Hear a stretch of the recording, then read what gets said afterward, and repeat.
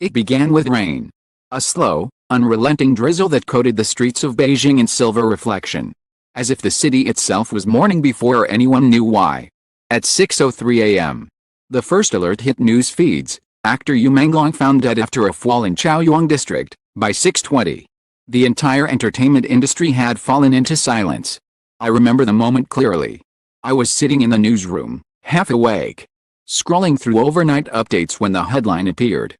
Didn't feel real. People like Menglong didn't simply die.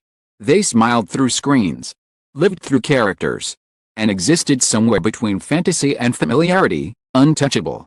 But that morning, his name sat cold and final on my screen. At first, it was called a tragic accident. A quiet statement from the police. An official condolence from his agency. And then the expected wave of grief from fans. Yet something about the details didn't sit right. The report was too brief. Too clean. And when a message arrived in my inbox an hour later, no subject line, no signature.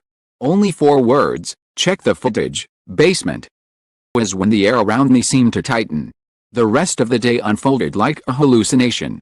Statements were released. Tributes poured in. And television stations aired his old dramas with melancholy music. But behind the grief was a pulse of unease. Everyone was whispering the same thing: why so soon? Why so quiet? Menglong was last seen leaving a private dinner the night before his death. Several witnesses claimed he appeared calm, sober, even cheerful.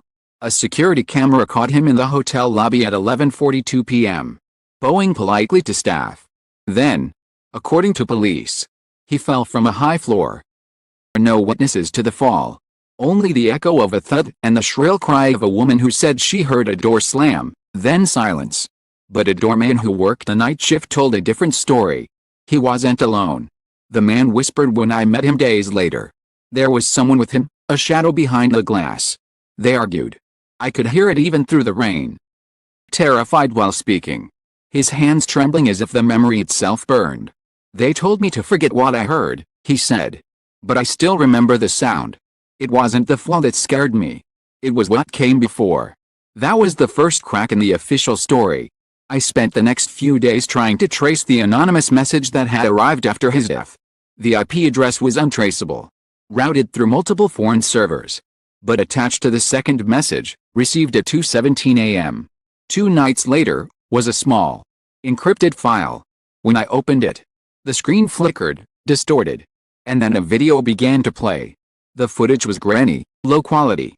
Timestamp blurred. A dimly lit room. Metal trays. The unmistakable hum of cold air circulation. It looked like a storage facility, sterile, empty, silent. For a moment, there was nothing. Then the camera shifted, showing what appeared to be a white sheet over a figure. I froze. I didn't need to see more. I shut my laptop and sat in the dark for several minutes. The hum of the refrigerator behind me suddenly unbearable. The file was deleted the next morning. Automatically, overridden by the sender. But one frame had been burned into my mind, a mark, faint but clear, running across the wrist of the covered figure. And an injury you'd get from a fall. It looked like something that had been wrapped. When I reached out to the mortuary handling Menglong's body, the attendant refused to speak. Only later did an unnamed employee contact me privately. Their message simple: they rushed it. According to them, the cremation was scheduled less than 36 hours after the fall, a timeline nearly impossible under normal protocol. Autopsy, they claimed, was supervised by unidentified officials who ordered the process to be concluded within hours. No photos. The employee wrote. No record of inspection. We were told not to look directly. I asked if family members were present. The reply came minutes later: no family. Only men in black suits. They watched until the flames started. Night, I couldn't sleep. I replayed the timeline again and again, searching for something that made sense. But nothing did. Why the rush? Why the secrecy? And who sent me that message? By the 5th day, the whispers had evolved into stories. Neighbors claimed to have heard shouting before the fall, a confrontation, maybe. Though none could recall the words. Someone mentioned a woman's voice. Others swore they saw a dark car parked outside hours before police arrived. Engine running, headlights off. Then came the photographs. A file labeled exclusive evidence, Do not share arrived from an unknown email address. Inside were 3 blurred images, one showing a corridor, another an elevator door half open. Third, a streak of red across the tiled floor. The metadata placed the images at the same building, the same night. I tried verifying them with the police. They declined comment. When I pressed for answers, a senior officer looked at me for a long moment and said, "Things are better left unexplored." The next morning, the original file vanished from my system. No trace. No folder history. Just gone. I began noticing strange things. Unfamiliar cars parked near my office. Calls that disconnected as soon as I answered. One night, I found an envelope slipped under my apartment door. Inside, a single photograph, the same corridor from the earlier file, but this time, a figure stood at the far end, obscured by darkness. On the back of the photo, written in red ink, were the words, "He didn't fall. He was pushed." I stared at that line until the letters blurred. Something inside me shifted, part fear, part certainty. Whatever had happened that night wasn't an accident. Still, I needed proof. I contacted one of Menglong's close friends, a cinematographer who had worked with him for years. In a quiet cafe outside the city, far from cameras and microphones. He looked exhausted, his face pale. "You shouldn't be digging into this," he said immediately. "We're watching everyone who talks about it." When I asked who they were, he didn't answer. Instead, he slid a flash drive across the table. "Recorded something," he whispered. "A video, the night before he died." He sent it to me. Told me to keep it safe. The drive was old, scratched, cold to the touch. Back home, I locked my door, turned off every light, and plugged it in. The file's title was simple, The Truth Project. First, there was static. Then his face appeared on screen, pale, weary.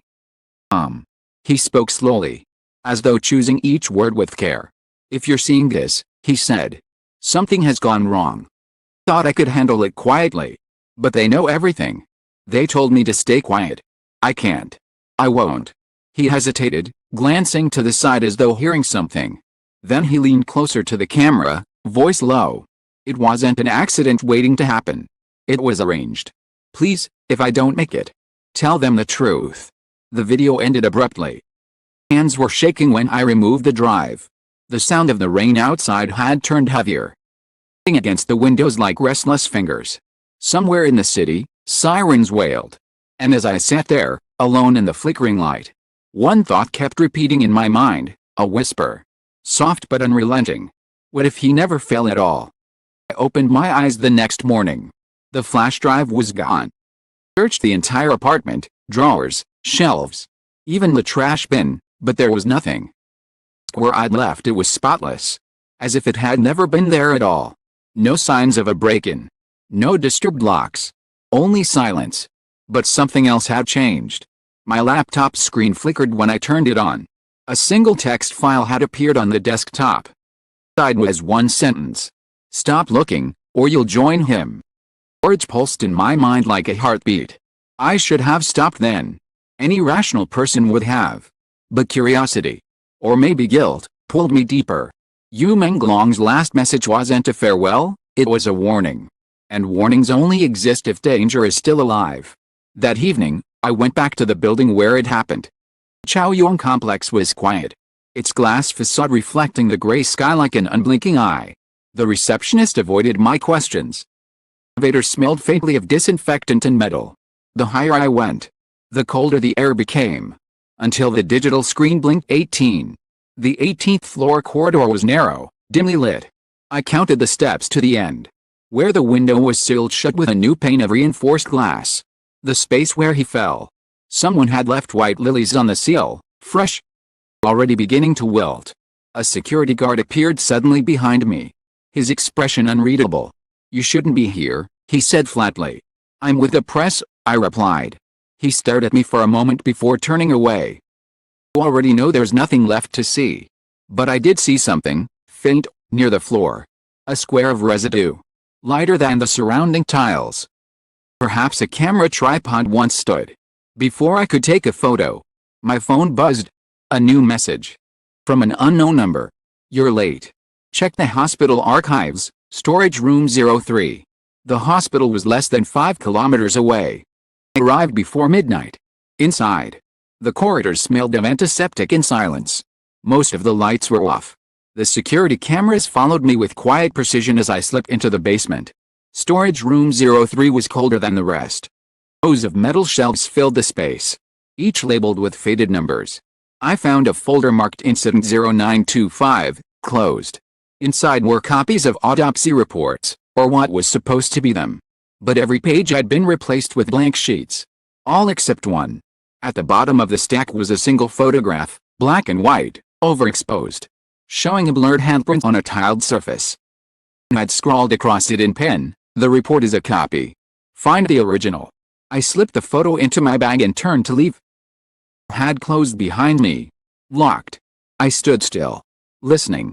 Footsteps, slow, deliberate, echoed down the corridor. I switched off my flashlight and waited.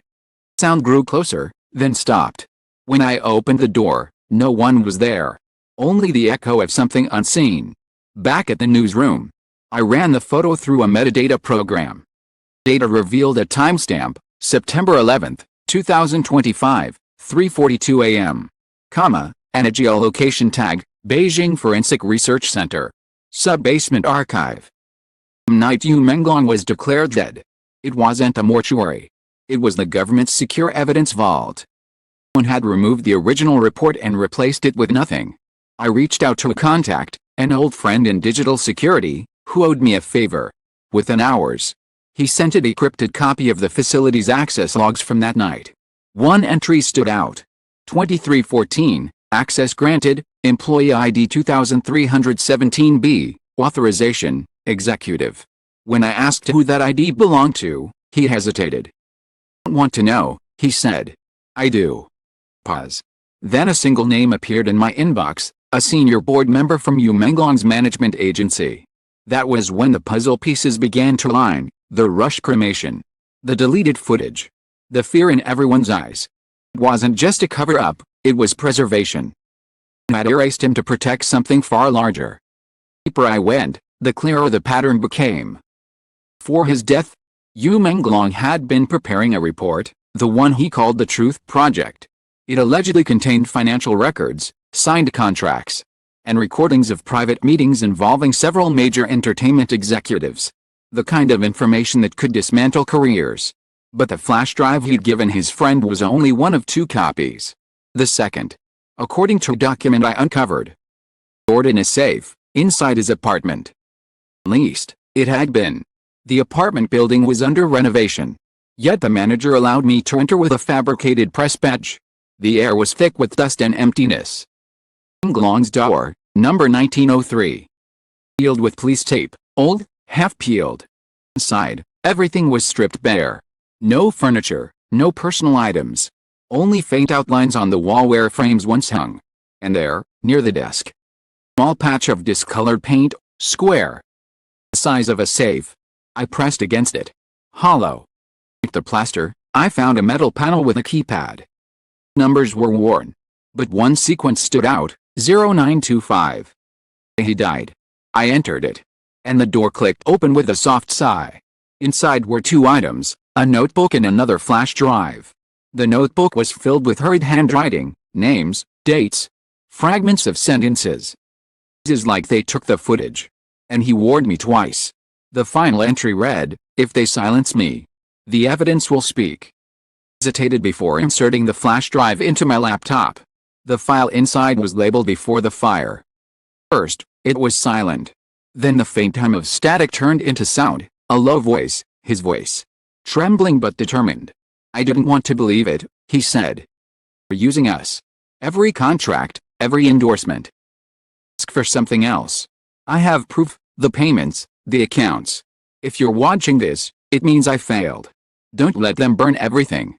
The video ended abruptly with the sound of a door opening, footsteps, a gasp, and then nothing. I sat there for a long time, staring at the frozen frame. His eyes, caught mid-fear, seemed to look directly into mine. The next morning, I sent the file to 3 separate international servers. Backup upon backup. In case someone came for it again. But the moment I hit send, my phone rang. An unfamiliar voice spoke on the other end, calm, almost kind. "You've done enough," he said. "Story ends here." Then the line went dead. That afternoon, my editor received an official notice. The article on Menglong's case had been terminated under government directive. My press credentials were suspended pending review. Colleagues stopped meeting my eyes in the hallway. By nightfall, my inbox was empty. Every message I'd received over the past week had vanished. Even the anonymous emails were gone. It never existed. Still, one file remained on my hard drive. Untouched, uncorrupted. Before the fire, I uploaded it to a secure archive under a pseudonym and logged out. As I left the office, the rain began again. Soft at first, then harder, washing the city in its usual indifferent rhythm. Past a newsstand. His face was on the front page again, smiling, perfect. Frozen in time. The headline read, "Please remember Menglong, a gentle soul gone too soon." No mention of the basement. The erased evidence. Photo in the corridor. Just nostalgia. Polished and harmless. At home, I played the video one last time. Its final words echoed through the empty room. The truth is not on the fall, but in the hands that let go. Outside, thunder rolled across the city. Where in the distance, sirens wailed, faint and fading. And as the lights flickered, I realized the fire that consumed him hadn't destroyed the truth, it had only buried it, waiting for someone brave, or foolish enough, to dig it back up.